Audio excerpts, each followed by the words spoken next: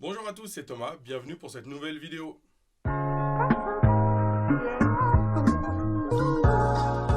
Aujourd'hui, je vais vous parler de l'Anthem MRX 540. Non pas dans un test produit ou pour une calibration, d'ailleurs ça fera l'objet d'une prochaine vidéo, mais sur une question qui revient très régulièrement par nos clients. La connexion Wi-Fi du produit. En effet, c'est un produit qui peut être connecté par câble Ethernet, ce que je vous conseille, ce qui facilite énormément la configuration.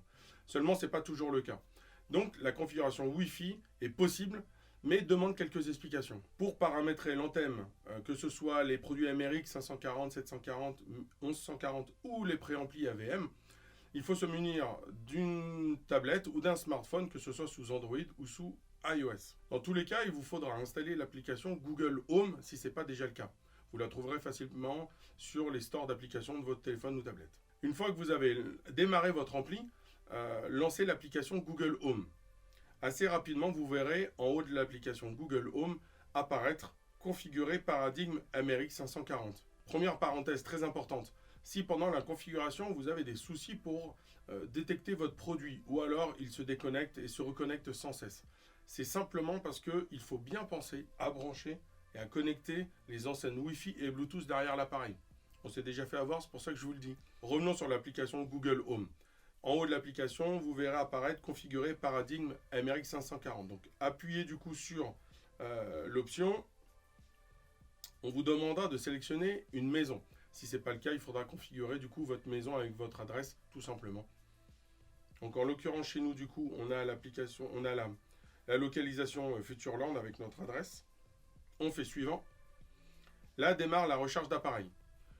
Une fois effectivement qu'on a bien branché les antennes, apparaît assez rapidement appareil détecté paradigme MRX 540. Cliquez en bas à droite de votre écran où c'est indiqué oui. Là, le système va chercher pendant quelques secondes à se connecter sur le produit. Normalement, en bas de la fenêtre, il va vous demander de vous connecter au Wi-Fi en fait de l'ampli. Donc vous faites bien connexion. Voilà, donc là il est bien en train connecting to device. Donc il est bien en train de se connecter justement à l'ampli. Voilà, donc une fois qu'il est connecté, le système va émettre un son sur les enceintes. Voilà, donc assurez-vous d'avoir des enceintes connectées effectivement à ce moment-là. Si c'est le cas, vous appuyez bien sur oui pour confirmer. Ensuite, contribuer à l'amélioration paradigme MRX 540, ça je vous laisse juger si vous voulez cliquer sur oui ou sur non. Enfin sur non merci ou j'accepte, peu importe. Alors, sur cette phase-là maintenant, on va vous demander de nommer le produit. En fait, de lui donner un nom sur votre réseau et notamment dans l'interface Google Home. Donc là, on vous propose certaines choses. Donc nous, pour le moment, on nous propose des pièces qu'on a déjà en fait, des appareils qui sont dans notre showroom, l'Ambeo, les Legend 5, etc. On va descendre tout en bas et on va accéder du coup à ajouter une pièce personnalisée. Donc on clique sur suivant. Une fois qu'on est là, on va lui donner le nom. En l'occurrence, je vais lui donner un nom très simple, qu'on puisse le repérer assez facilement sur le réseau et à travers notamment les applications de streaming musical. Donc MRX 540. Ensuite, on nous demande de choisir le type de réseau, enfin le réseau Wi-Fi sur lequel on veut connecter l'ampli. En l'occurrence le nôtre. Donc on fait suivant. Et là aussi, le système va chercher pendant plusieurs secondes. Alors, si jamais ça prend 1 à 2 minutes, ne soyez pas inquiets, d'accord? Parfois, effectivement, ça peut prendre un petit peu de temps, mais ne désespérez pas. Donc là, il a bien trouvé du coup notre réseau Wi-Fi, il est en train de le connecter, donc connexion au Wi-Fi en cours. Une fois que c'est fait, il va vous mettre connecté, ok? Et ensuite, il va vous demander, l'application Google Home, va vous demander si vous voulez bien associer votre compte Google, etc. Donc là, on fait suivant. Ou pas maintenant, c'est quelque chose que vous pouvez faire après ça, il n'y a pas de souci. C'est presque terminé. On a bien un produit MRX 540 connecté sur notre réseau Wi-Fi et on fait continuer. Et voilà, et enfin, MRX 540 est prêt. Ça confirme tout simplement que votre produit est bien configuré sur votre réseau Wi-Fi, donc c'est parfait.